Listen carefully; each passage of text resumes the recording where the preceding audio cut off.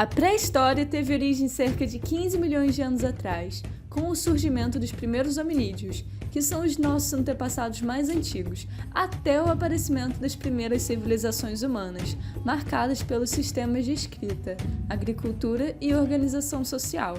Então, peraí, quer dizer que os povos nômades de hoje em dia, que não têm sistema de escrita, por exemplo, estão ultrapassados, ainda vivendo na pré-história? Não. Essa é uma visão positivista que influenciou o estudo da história por muito tempo, e vamos conversar sobre os problemas disso mais à frente. Então agora vamos embarcar nas origens da humanidade. Vamos falar da teoria da evolução. Sabe aquela história que o ser humano evoluiu dos macacos? Isso aí é mó caô. Os homens modernos da espécie Homo sapiens sapiens não evoluíram dos macacos, mas compartilham de um ancestral comum com eles, da ordem dos primatas.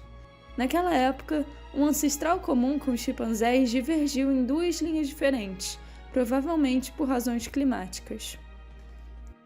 De acordo com o tio Charles Darwin, as espécies passam por um processo de seleção natural. Ao decorrer do tempo, é comum que apareçam mutações nos organismos, e às vezes essas mutações podem trazer benefícios para o indivíduo, como, por exemplo, um lobo da Sibéria apresentar uma pelagem branca. Se esse gene for hereditário, o lobo branco pode passar essa característica para seus herdeiros, o que significa que eles terão maior capacidade de se camuflar na neve e sobreviver aos predadores durante o inverno. Isso vai fazer com que os principais alvos sejam os lobos de pelo escuro, que assim, ao pouco, vão morrendo e deixando de existir. Esse processo, chamado de seleção natural, se baseia na ideia da sobrevivência dos indivíduos mais adaptados ao ambiente. Ou seja, os hominídeos mais rápidos, com um crânio maior e pele mais adaptada ao clima, foram favorecidos no processo de sobrevivência, porque eram mais inteligentes e ágeis para caçar e fugir de predadores. De forma geral, esse grupo de hominídeos são classificados como caçadores e coletores. Isso é, não ficavam em um território fixo, estavam sempre dando um rolê por aí. Eram nômades. Beleza. Então, os mais adaptados ao ambiente sobrevivem. Mas não esquece do detalhe que o ambiente também está sempre mudando. Desde a formação da Terra, o planeta passa por vários processos geológicos e mudanças climáticas. Aqui já foi um dia tudo lava e ar tóxico, mas também já foi gelo. E é provavelmente graças à última era do gelo que existem humanos nas Américas. Peraí, como assim? Vamos falar agora sobre teorias de migração. De acordo com o estudo dos fósseis mais antigos, a teoria mais aceitável é que os primeiros humanos surgiram na África, se espalhando pelo mundo. 6 espécies diferentes de humanos chegaram a conviver juntos na Terra por milhares de anos, até que nós, os Homo sapiens sapiens, que literalmente significa homens que sabem, se tornaram os únicos sobreviventes restantes, por sermos os mais adaptáveis ao meio. Certo. Então, se os humanos surgiram na África, faz sentido eles terem ido caminhando até a Europa e a Ásia. Mas como que a gente chegou nas Américas e na Oceania? Então, olha que loucura!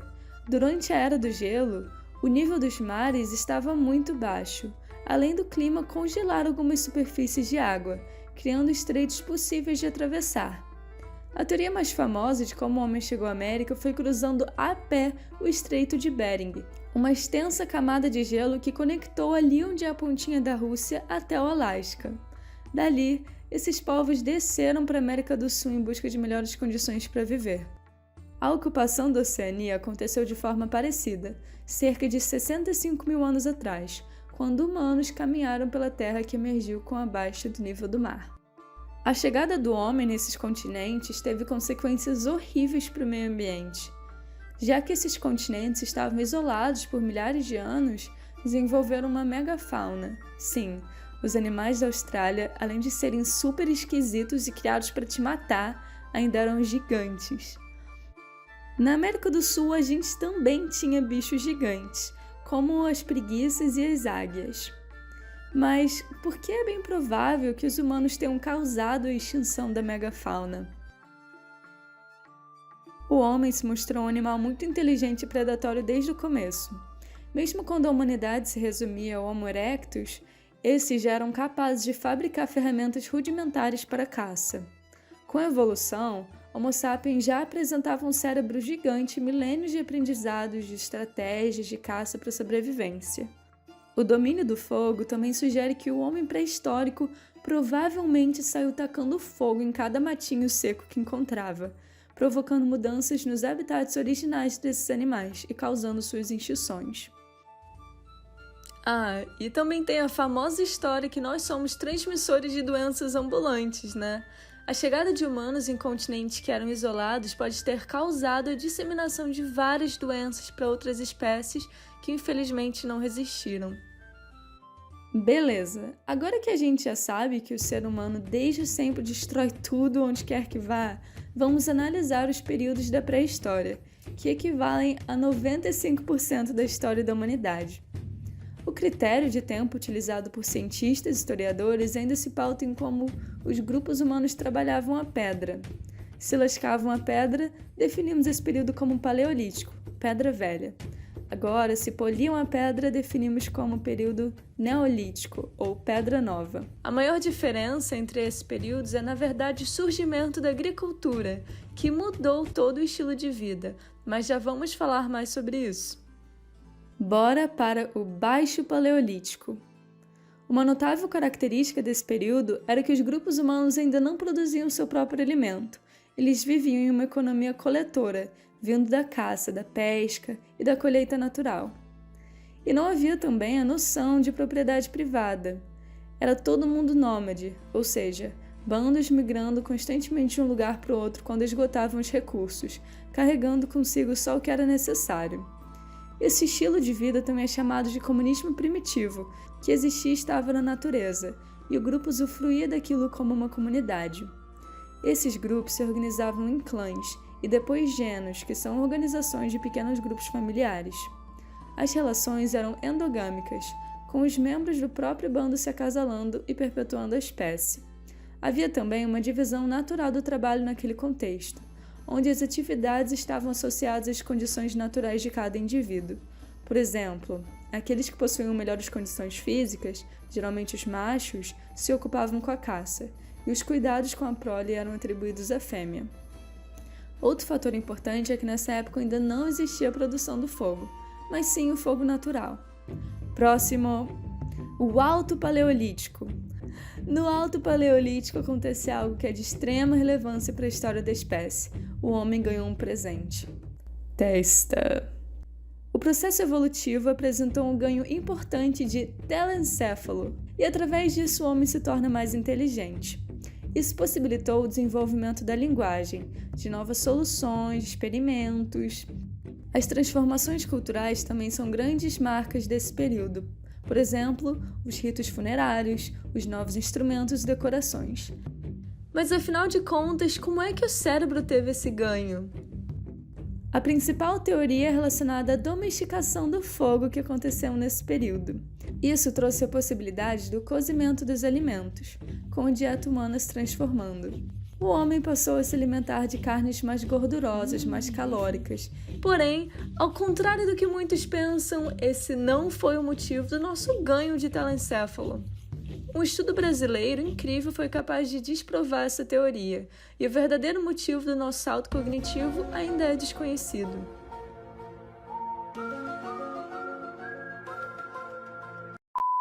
As pinturas rupestres também surgiram no Alto Paleolítico.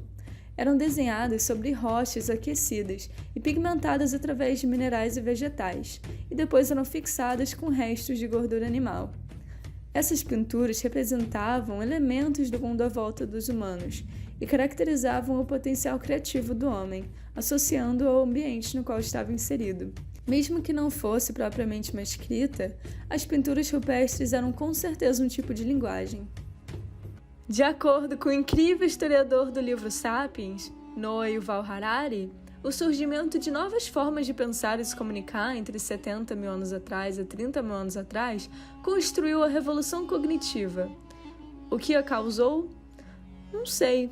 A teoria mais aceita afirma que mutações genéticas acidentais mudaram a conexão do cérebro dos sapiens.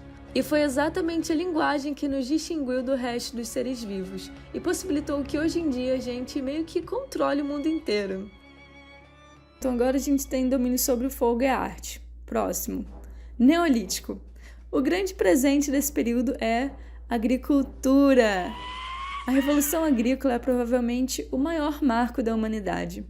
Através disso, os seres humanos deixam de ser nômades e desenvolvem uma economia produtora. A partir da observação da natureza, vários grupos de humanos ao redor do mundo descobriram mais ou menos ao mesmo tempo o segredo para cultivar sementes e grãos, apesar deles não terem nenhum contato um com o outro. Olha que louco! Outro fator importante que data desse período é também a produção de excedentes, ou seja, agora eles eram capazes de produzir mais do que eles precisavam e assim guardar comida para o inverno. Para isso, houve o desenvolvimento de cerâmicas e outras tecnologias para o armazenamento. E assim os seres humanos começam a fixar próximos aos rios, onde estão as terras férteis, o chamado sedentarismo. As principais civilizações surgiram ao redor dos rios Nilo, Tigre, o Eufrates, o Jordão, e foi aí que foi crescendo a região da crescente fértil. Esse período também contou com a domesticação dos animais, acabando com a necessidade de caçar. Graças aos excedentes de comida, era possível agora confinar os rebanhos e alimentá-los. A divisão do trabalho passa a ser social e não mais natural como era antes. Agora, ela era constituída pelos homens que possuíam terras, e a partir disso, inicia-se também a prática da exogamia, onde os seres humanos começam a casar para criar alianças familiares, ou seja, a prática de unir as famílias através do casamento. O próximo e último período é a Idade dos Metais, onde surge a metalurgia em aproximadamente 6.000 a.C. E isso seria um resultado da percepção humana de que algumas rochas, quando submetidas a um nível de aquecimento muito alto, amoleciam e seriam, portanto, passíveis de serem moldadas, e quando resfriadas seriam ainda mais resistentes do que as próprias rochas. É caracterizada pelo uso do cobre, do bronze e do ferro na fabricação de artefatos usados pelos hominídeos nas guerras e na produção agrícola. Tá, mas e a escrita? Cerca de 4.000 anos atrás, em épocas bastante próximas, as civilizações americanas, os egípcios, chineses e mesopotâmios começaram a desenvolver seus sistemas de representação gráfica, e isso marca a chegada da escrita, a transição da pré-história para a história. A primeira evidência da escrita é a cuneiforme, criada pelos sumérios há mais ou menos 3.500 anos a.C. na região que hoje em dia é o Iraque. Mas agora que esse vídeo já tá no final, vem cá que eu vou te apresentar um plot twist. Você sabia que a forma mais correta de chamar a pré-história seria, na verdade, história pré-literária? Deixa eu voltar lá no que eu te contei no começo. Quer dizer que os povos nômades de hoje em dia, que não têm sistemas de escrita, estão ultrapassados, ainda vivendo na pré-história? Não.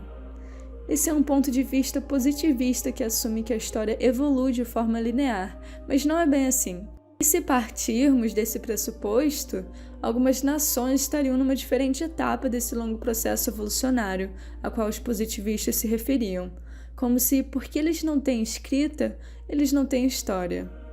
E é aí que o perigo vem. A partir dessa ideia, algumas nações europeias defendiam a sua soberania em relação a outros povos supostamente inferiores, por se considerarem mais avançados nessa jornada progressista na história do homem. Quer dizer então que essa ideia colou? Sim, por mais bizarro que possa ser, essa ideia colou e muito no século XIX. Os positivistas não previam desvios e afirmavam que todas as nações tinham que chegar exatamente no mesmo nível de progresso. A diversidade cultural dos humanos era considerada um atraso e só havia um modelo de progresso para os positivistas, o modelo europeu branco e classicista do século XIX. Isso justificaria, por exemplo, a dominação europeia sobre o continente africano naquele contexto, além de todas as ideias que guiavam os europeus nas suas políticas de colonização, como o altruísmo europeu, as missões civilizatórias e o fardo do homem branco em levar o progresso até as civilizações mais inferiores, ou seja, um racismo rolando solto. Essa ideia de evolução linear também influenciou bastante um cara lá na Alemanha que usava esses argumentos para dizer que a raça ariana era superior biologicamente, o que não faz nenhum sentido, mas você pode aprender sobre esse inimigo da humanidade aqui. Agora que você já sabe tudo sobre a pré-história, ou melhor, a história pré-literária, está pronto para sua prova de amanhã. Mas será que você está pronto para a prova de física também? Olha que loucura! Meu irmãozinho está começando agora no YouTube ensinando física com memes. E se você puder ir lá apoiar o canal dele, ele vai ficar felizão e você vai sair aprendendo algo novo. Mas beleza, meu nome é Juliana e esse vídeo contou com a colaboração de 2 historiadores incríveis, o Matheus Cicchini e o João Pedro Diniz, do canal Operação Barba Russa. Por favor, vai lá conhecer, porque é muito legal. Obrigada por assistir até aqui. Se você for gente boa e quiser dar aquele apoio, manda no grupo da turma, deixe seu like e comente o que achou. Obrigada e até a próxima!